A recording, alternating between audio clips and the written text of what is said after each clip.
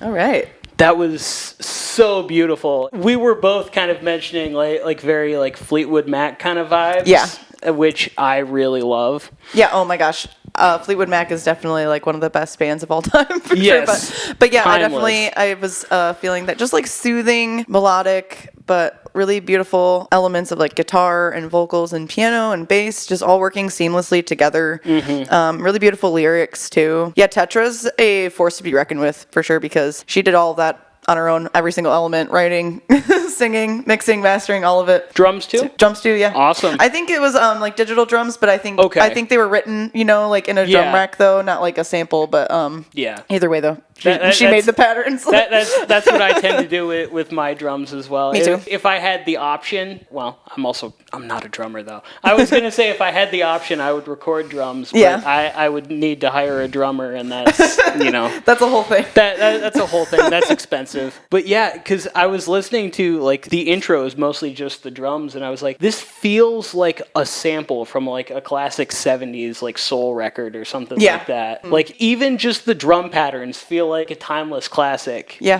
I really like that a lot. Yeah, me too. When she sent it to me before she released it, I was like, I'm honored to know you and to call you my friend because you are one of the most talented people I've ever met. Like, I played it. My mom is her number one fan probably. Like, every time she's always like, oh, when are you going to play a show with Tetra again? Or like, oh, send me your new song. Like, she loves her. I mean, I do too, so I totally get it, but I love that. It's like music that everybody can enjoy though without being like generic. No, exactly. I was going to bring that up because like it's hard to walk that line. Just like you were talking about the line of like whether it's simple or it's boring. Yeah. Walking the line of like something that everybody can enjoy but also not being like generic like garbage. Exactly. She just has a deep understanding of music though. Like she definitely has a handle on musicality as a whole and just arrangement and songwriting too, and all of those elements working together make a great artist, Yeah, one of the things that I was commenting on initially that I really like in the production is that the piano is more of a solo instrument in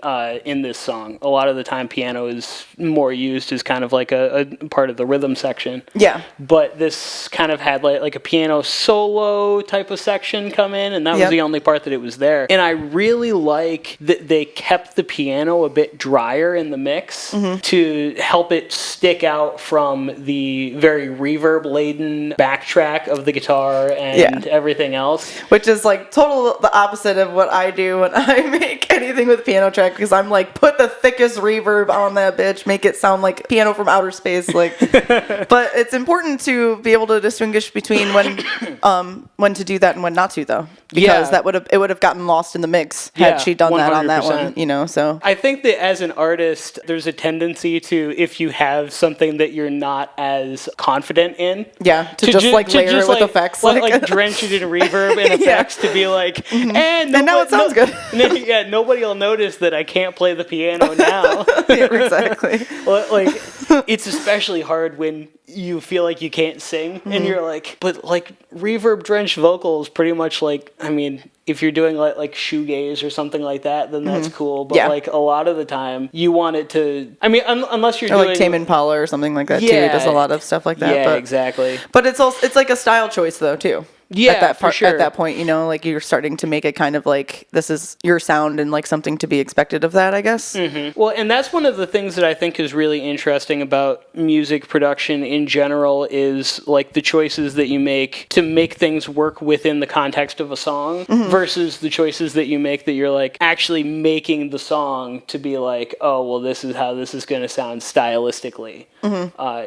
Whether that's like, a lot of the time EQ is something that would be more of a mixing element, but you're like, oh, I want this to be bandpass to get this effect. And then it's a production element now as opposed to a mixing element. And I think that that's something that as you grow as a producer and a music creator that you kind of learn the distinction of that. But yeah, so that was cool. That was a journey. Very, very vibey. I really enjoy it. This is definitely going on like the relaxation playlist. The chill out vibey stuff. Yeah. I like that a lot. Yeah, and also, if you get a chance, you should listen to the rest of the album too, because it's pretty diverse, honestly. She's got a lot of different stuff and some cool time signature stuff, and it's definitely pretty diverse. I also want want to comment on the album cover. Just that is a beautiful photo. The way that this is done is definitely a looks reflection really nice. of the sound of the album too. Like it's definitely a good match. I absolutely love that when the album art gives you an idea of how the album is going to sound. Yeah. And I think that less so now because it's so easy to just like hire a graphic designer or something like that with the internet.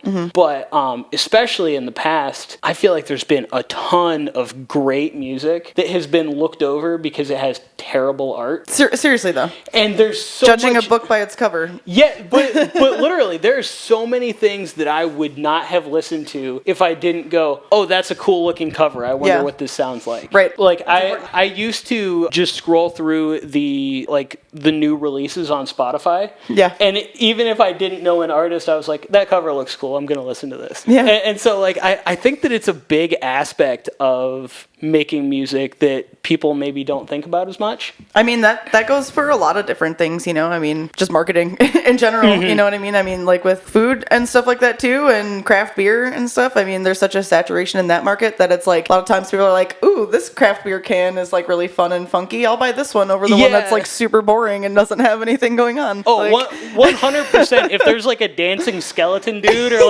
like you know, somebody doing a kickflip on the can, like that's what I'm You're going like, this with. beer is cool. Yeah, exactly. I'm going to buy it. It makes me feel cool by proxy because I spent my money on it. Exactly.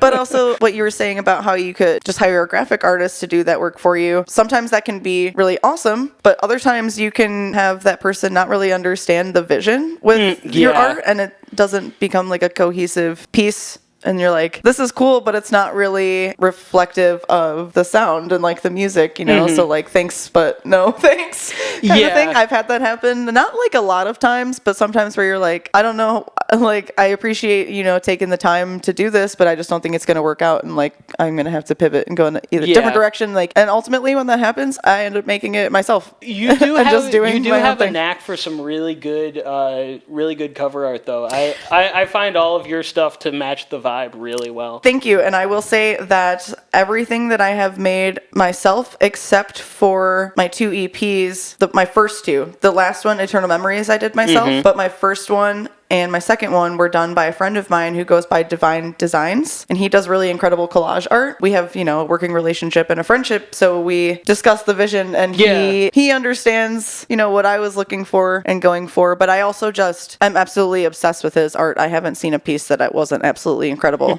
So I didn't hesitate to reach out to him to be like, I want to work with you. I think that you would be a great partner because he has a great love of music too, and a lot of similar styles and tastes as me. Yeah. So we get along in that way too. So I'm like, you just get it. Yeah, you know? for sure. Yeah. But other than that though, most of the time it's like I just end up making my own.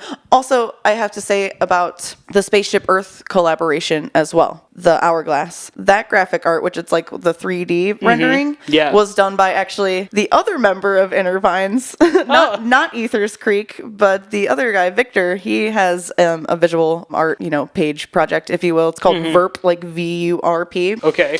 So he did the graphic art for that. Okay, cool. Yeah. So no, I don't want to not mention that him one was too. really cool too. Yes. I love the amount of shout outs. Sharing the love. It's great. It's we awesome. all, you know, make the vision come together. Yeah. Together.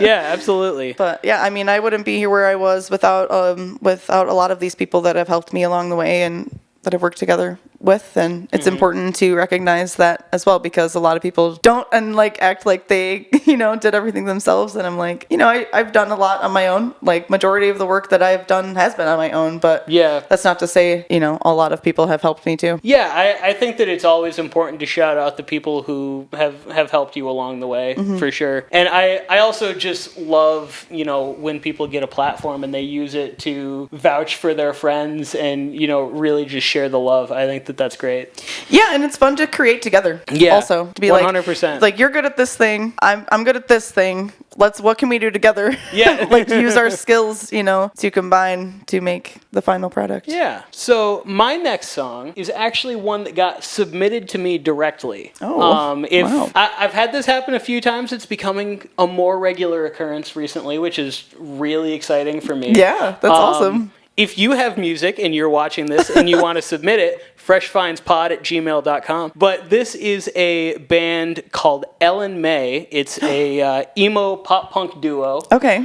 I've actually heard of them. Really? I've heard the name. I'm not familiar with any of their stuff, though, but I've like definitely heard somebody talking about them. That's awesome. They are from Perth, Australia. Okay. And it sounds like they released some other music prior, and either it's maybe on Bandcamp only, or it got taken off of streaming because it wasn't matching their, the modern sound that they're going for or something.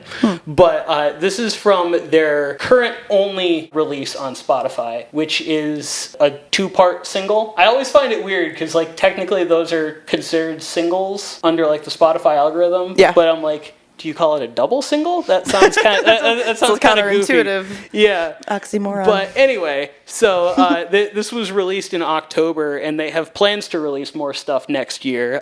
This song is called Home by Ellen May.